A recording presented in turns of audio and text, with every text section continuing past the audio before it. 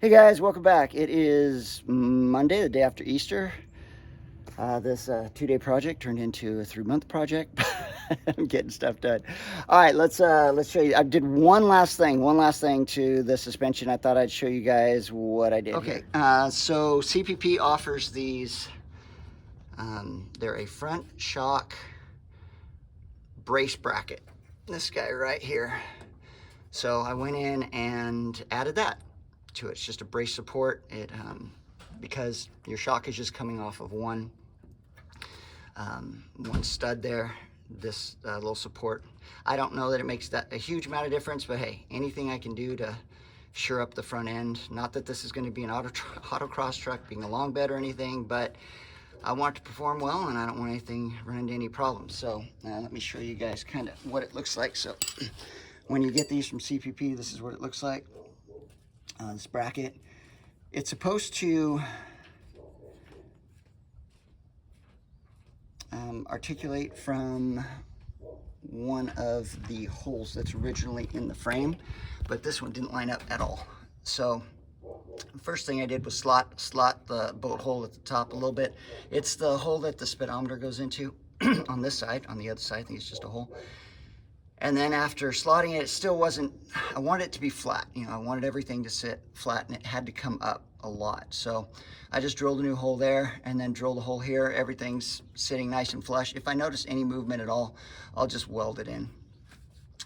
Now that I've got it there, but I think it's gonna be just fine. So let me take you over to the other side, let you see what it looks like without this. So this is the passenger side, and this is what it looks like without. So what it's supposed to do is it's supposed to come off of this hole, reference this hole right here, and then fit on. And the other side didn't. I don't know, maybe it's bent a little bit, not quite sure. So once I get this off, I'll see if this one, you know, fits well. I want it to fit flat against the frame here, and I want it to go, you know, obviously fit flat up against the shock. So what I did was I put the jack underneath the lower control arm, lifted up to ride height, so that, or got rid of the tension really here on this stud. And then once I did that, then I just went in. So if I have to drill another hole, so be it. But yeah, so that's the last thing, and then the whole front should be done. Sway bar's in. I think I did a video on the sway bar.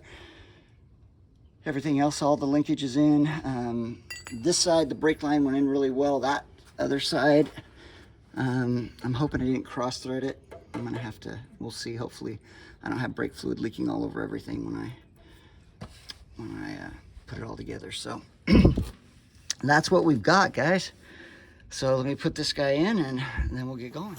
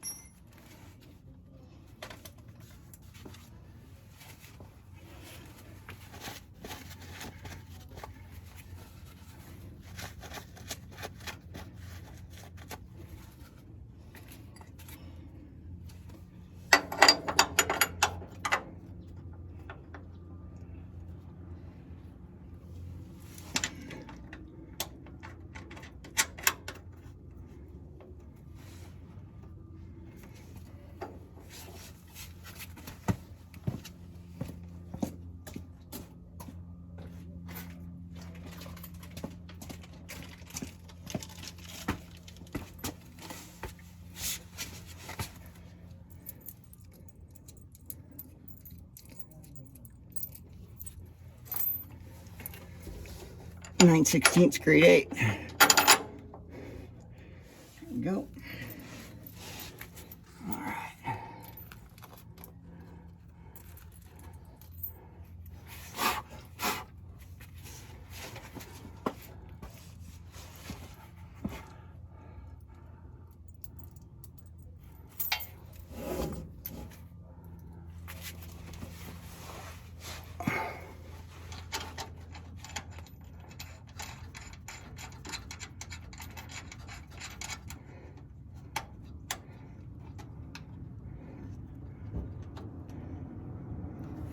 Okay.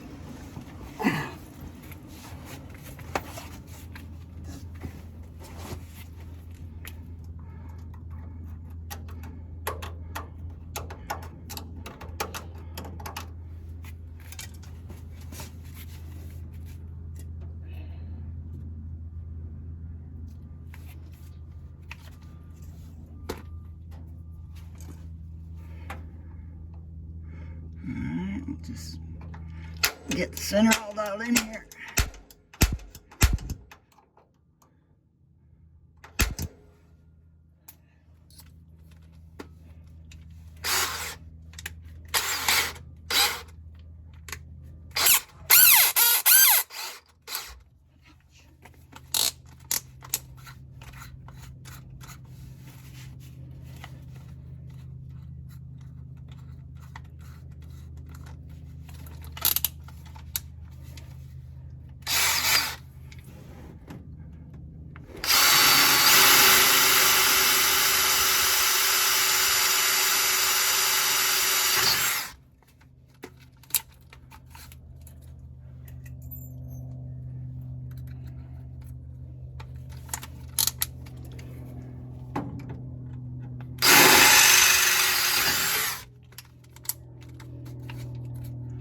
One of the things you have to be careful with when you're doing this is there's a brake line that runs behind it, so you want to make sure that the brake line is out of the way.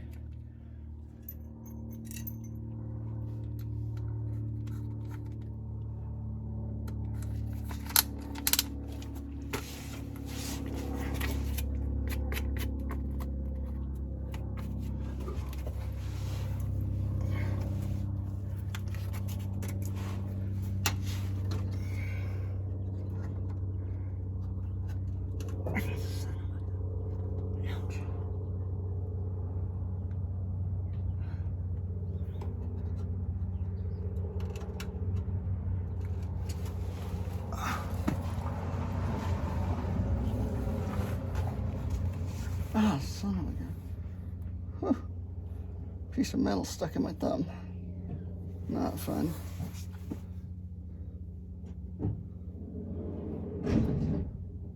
Hate metal slivers. Ouch. Here, let me show you guys what I'm talking about. So here's your brake lines. I had to move, there's the top bolt that I put in. This is actually a fuel line that's coming in right here. You guys can see where, let's see here, there we go, right there. Right there. So I have to be real careful not to hit that fuel line. That would really suck. So I'm gonna have to push that down a little bit. Oops, there you go. You guys can see that. I have to keep that down and really watch my hole size as I start to cut through there. All right, here we go. Okay, so I pulled that fuel line down pretty far, so I don't think I'm gonna run into any problems with that. Looks like I forgot to put in a support there for the fuel line, so have to attach that guy. All right, back to it we go. All right, all the metal shavings on my back now. I did order body bushing, so that's something else hopefully I'll do during the break.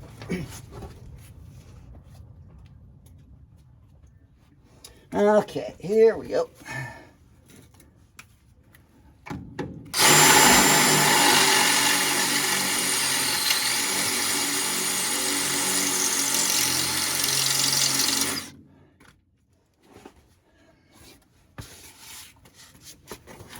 A little bit of magic tap on it.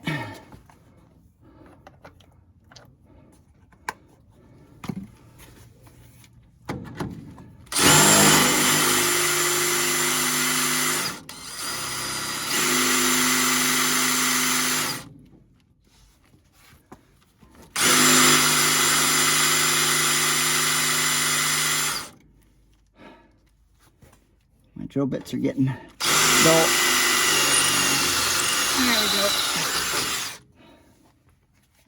There we go. Shaking here, boss.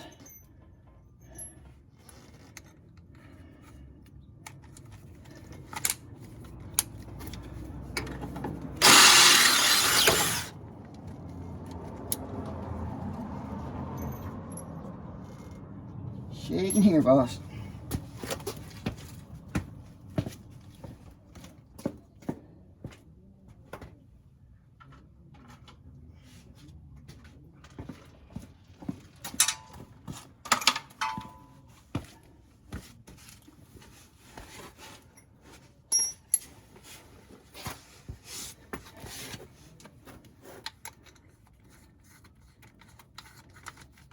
Next size up, here we go.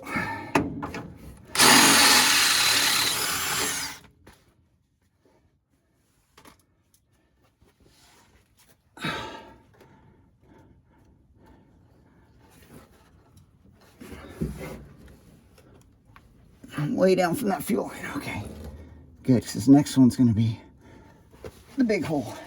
All right.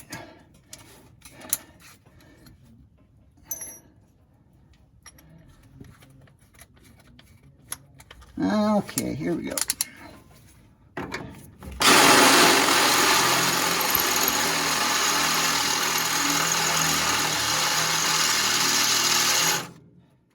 Whew. One more magic tap in there.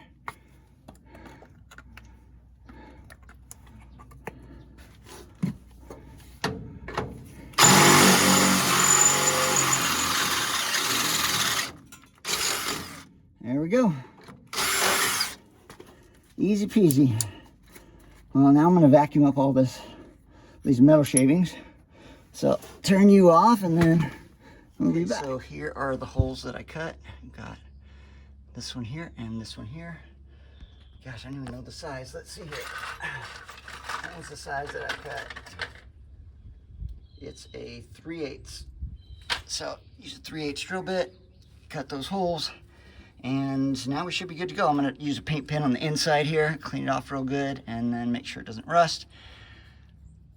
And then bolt it all down. We should be good to go on this side. And that should be it pretty much. Ooh, I think we're there. Yep.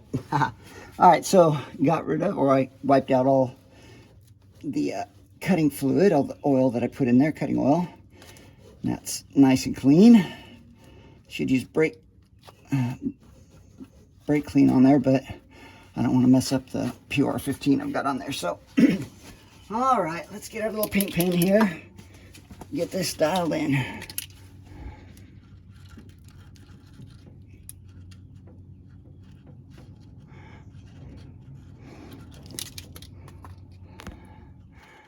There we go. Good liberal coat there. On the outside here. No one will see this. All right, and just let that dry for just a little bit and then come back and put everything back together. Okay, here we go. So putting these bolts on, I put a little Loctite on the back of them just so they'll stay in place here.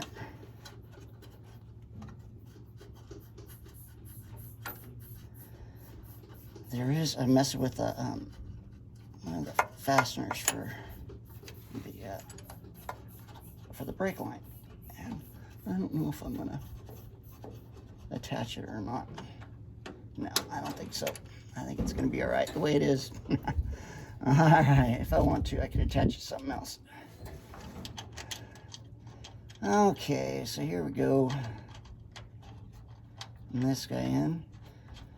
So yeah, this truck was my grandfather's truck, and I remember being a little kid, my cousin Jeffy and we used to cruise around. My Aunt Joyce and my Aunt Linda, when they were younger, used to drive us around in it, and there used to be a camper shell in the back, and my grandma had it all done up. It was beautiful. It had draperies in it, and it had a little bed in the back of the camper shell, and it had like a doily, oh, what the heck, bedspread on it. And my grandpa had plywood down, and my cousin and I used to go hide underneath the bed and go back there, and as just some really cool stories. And like the steering wheel that we have on it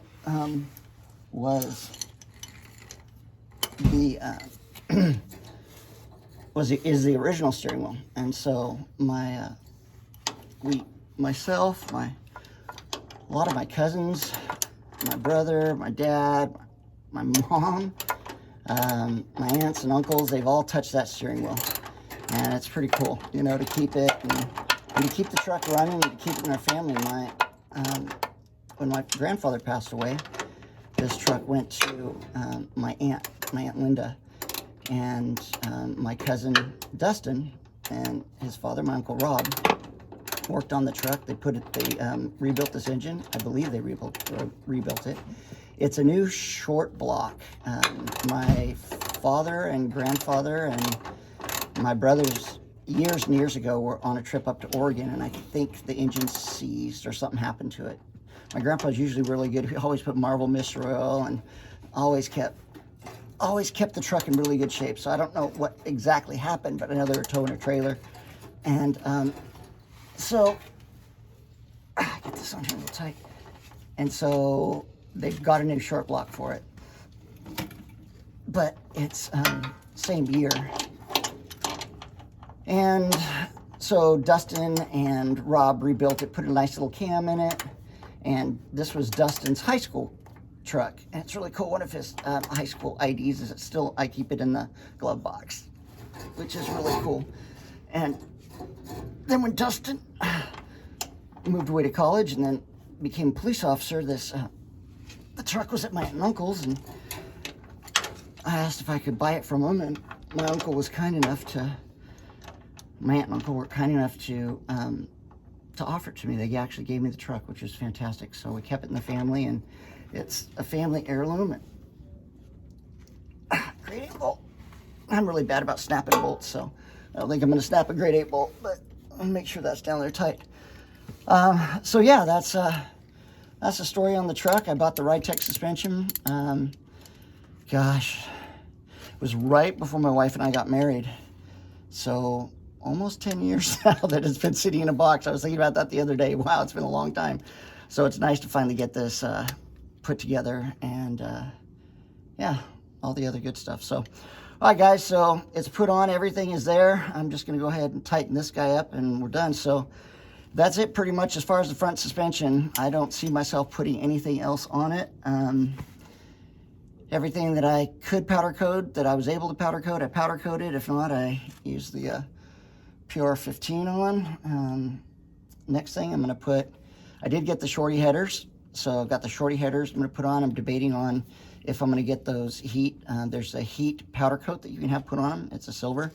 So I'm going to see about that. This engine actually is going to end up coming out down the road and going to my dad's 55.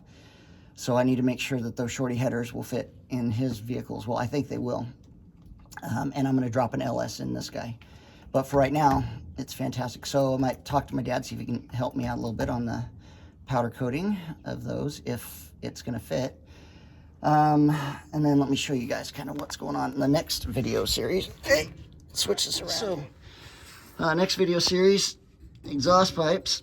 I bought some of the Dead End Garage exhaust cutouts for the rear trailing arm brace, and I'll go through the whole thing in the next video. So the exhaust is going to actually run through that brace right there, and I'm going to run it up over this transmission mount. Now, interesting thing, I was just looking at this transmission mount and I went, oh, what the heck? If you guys can see right back there, one of the bolts, the nut's coming off of it. And I went, what the heck? And so I looked over at this side, and there's 2 bolts coming out of the bottom, and there are no bolts on this side of the transmission crossmember. So the only thing that's holding this transmission crossmember on the passenger side is 1 bolt that's fastened, and the other bolt that's nut is coming off. So at one point, my grandpa must have had the transmission worked on, and the mechanics decided to do a really crappy job. and they didn't even put bolts on the passenger side, on the bottom of it. And that's when these bolts are what I'm talking about. Those 2 bolts right there are missing for the bottom of the transmission cross member. So yeah, that might be causing some issues. So, and you can see it's dripping a lot, which is, I might have to put in a new transmission pan gasket on there. It's got a lot of oil on here. Anyway, down the road. So obviously I've got to get 2 bolts for the bottom and tighten that one up on there. While I was working on this, the lovely person from Amazon came, and I just got body bushings. So hopefully this break I'll be putting new body bushings in. Got polyurethane bushings that'll be going in there, and I got a hole saw to cut, a carbide bit hole saw to cut those holes for the cutouts, and I'll talk about that in the next video. So guys, gals, people, thank you for watching this little series of jump out of here. Here we go. Get myself out. Here we go. I'm climbing. All right, here we go. But putting this guy in, it's all in, supported. I do have to tighten this guy down. The only thing I have left to do on the transmission is grease all my grease zerks, grease the bearings and everything that needs to be greased. But yeah, so that's done. So guys, that's it for this one. Thank you so much for checking this little short video out. Hopefully it's short. And yeah, if you haven't had a chance to check out Rusty Wrenches, check out Rusty Wrenches. The bottom of all of my videos, I have links to other YouTube channels that have helped me along the way, and I continue to watch and that help me on Tri-5 Chevy stuff, C10 stuff, or just automotive things in general. These guys are really a lot smarter than I am, so please check them out. Definitely Half Rods, which is, yeah, super cool. Rod's super cool. Nick at Rusty Wrenches. Check out Brad at Montana Garage. All the other stations, guys, please check them out down below. Kyle Phillips, who's 56 and his dad's 55, are just off the, autocross crazy. Yeah, and all the other ones. Thanks, guys, for checking it out, and we'll see you guys in the next video.